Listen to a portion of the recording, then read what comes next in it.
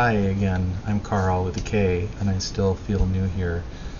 I'm doing a contest entry again for this time for SublimMedia or SublimMedia. That's a channel by Jonas in Sweden, and he put together this contest celebrating his 10 years on YouTube and in the vinyl community.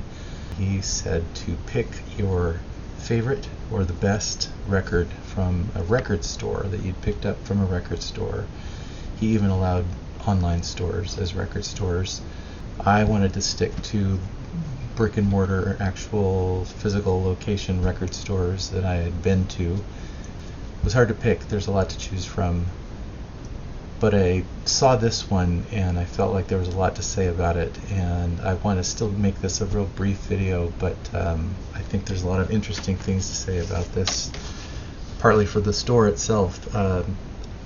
So I was with my wife on vacation just in October. We were out of town, and I looked up record stores nearby, and one that looked the most interesting was in a nearby real small town, Talent, Oregon, in southern Oregon, and I decided I wanted to go to the shop. I found out later that Talent, the town, I remembered this sort of, but hadn't paid a lot of attention, but Talent had been hit by a wildfire in September 2020, and here I was in town October a year later, just 2021, and found out that this record store, Biscuits and Vinyl, its original location was nearby, but not in the location I was visiting, and the original store was destroyed by the wildfire.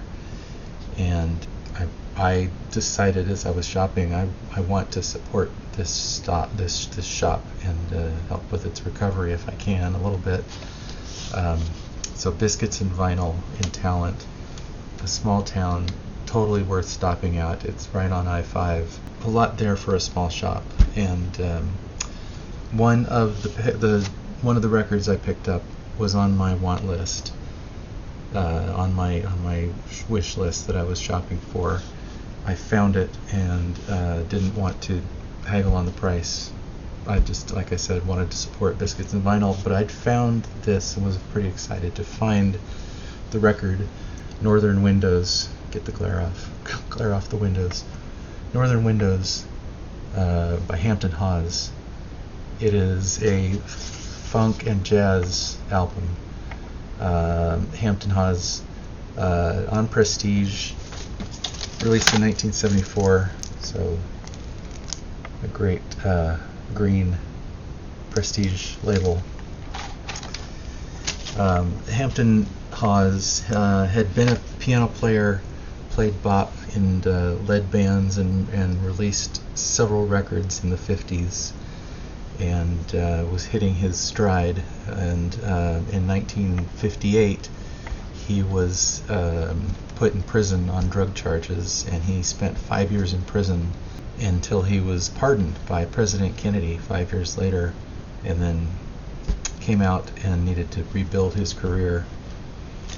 So at this point in '74, when he was putting this out on Prestige, he did just a few albums on Prestige, and at this time he'd been a traditional jazz pianist, and he was exploring electric piano at this point, and jazz traditionalists were having a hard time with that,